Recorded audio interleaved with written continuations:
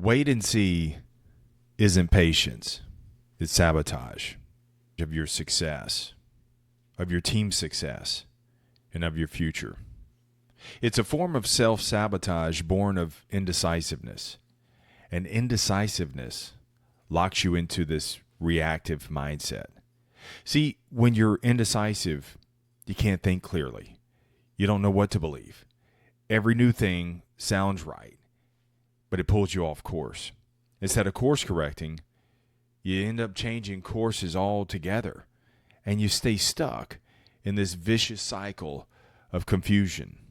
And you probably know exactly what that feels like, because when you get in this reactive state, you stay in this reactive state, because all you're doing is you're making decisions, reacting, trying to cover up the past losses, instead of being proactive, being aggressive with making your decisions, and moving forward from there. Here's the truth. You're never going to have 100% of the answers before you take the leap. Waiting for things to be certain, waiting for things to be clear or safe before you make a decision, man, that's only going to make the decision even worse. And you know it. I know it. We've seen it 1,000 times, yet we put ourselves in that position every single time. Every time you played the wait and see game, you saw it blow up in your face, especially when it comes to some sort of growth, leadership, building a future. This is why confrontation is so key. Success isn't guaranteed. Answers aren't guaranteed. Perfect timing doesn't exist. You got to decide anyway. So you got to make the decision and then make the decision right.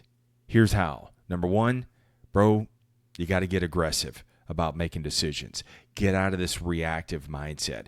If you think about where you are right now, it's because you've gotten in this reactive state and you stay perpetually stuck, trapped in this reactive state because you just keep making reactive decisions.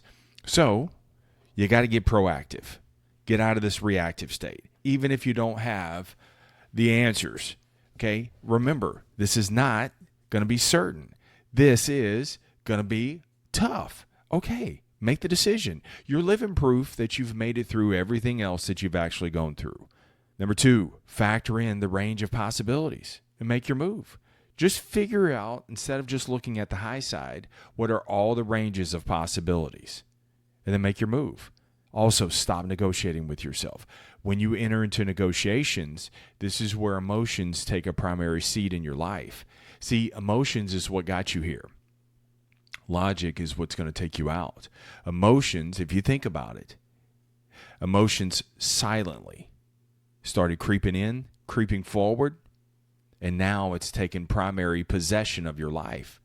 And this is why you're indecisive. This is why you want to wait and see. This is why part of the wait and see game is so you don't have to make a decision. The decision gets made for you. Or you think that time's just going to flatten out and you're going to create more time, and then you can make a decision and it won't upset anybody and it'll be pretty easy. It's not going to happen. The longer you wait and see, the weaker you're going to become. You're going to get softer. You're going to get more dependent, and you're going to be paralyzed by your emotions. And you're going to be waiting for these perfect circumstances, which are never going to come. I'm going to say this again. Emotion got you stuck. Logic is what's going to get you unstuck. You already know what moves to make. You already know what it takes to be successful, to get in better shape, to build better skills, to be a better leader. You don't need another book, course, podcast. You need to act. You do. Start making decisions. And then make the decision right. I just did a podcast on that. Just make the decision based on what you already know, open to collaboration, and then make the decision. And then you course correct along the way, meaning that you stay open, you iterate, you adjust, but you keep moving forward.